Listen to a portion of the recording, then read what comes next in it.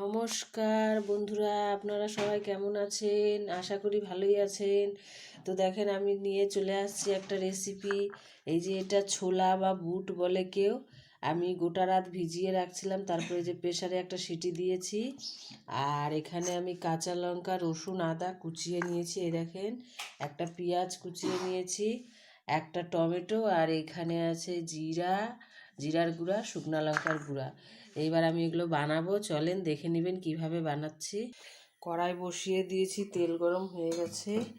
দিয়ে দিব একটু গোটা জিরা, দিয়ে দিব কুচানো আদা, রসুন, কাঁচা লঙ্কা, দেব পেঁয়াজ কুচি,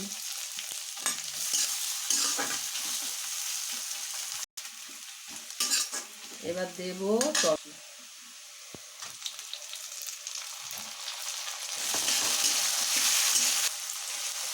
এবার জিরা আর লঙ্কা এর পেস্ট করে রাখছিলাম, গুঁড়া লঙ্কা ছিল, সেটাকে আমি জল দিয়ে, লঙ্কা জিরার গুঁড়া জল দিয়ে গুলিয়ে রাখলে কী হয়, ওটা ভিজে যায়।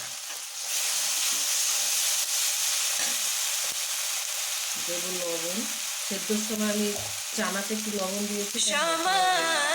হলুদ গুঁড়ো,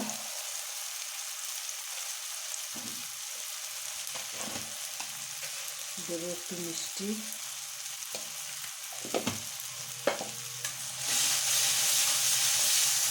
মশলায় দেখেন তেল ছেড়ে দিয়েছে।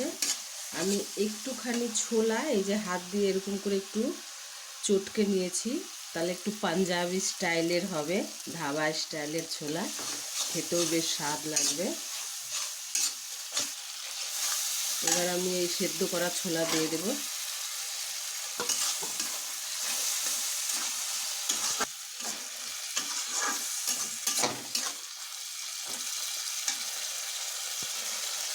একটু গরম মশলা ছড়িয়ে দেবো।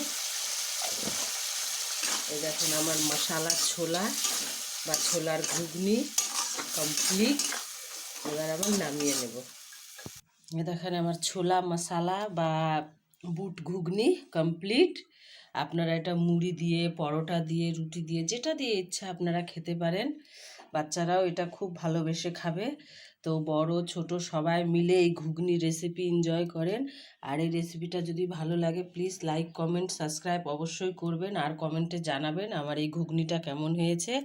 আজ চলি, আবার কালকে আমি আসবো একটা নতুন রেসিপি নিয়ে। ভালো থাকেন, সুস্থ থাকেন, নমস্কার।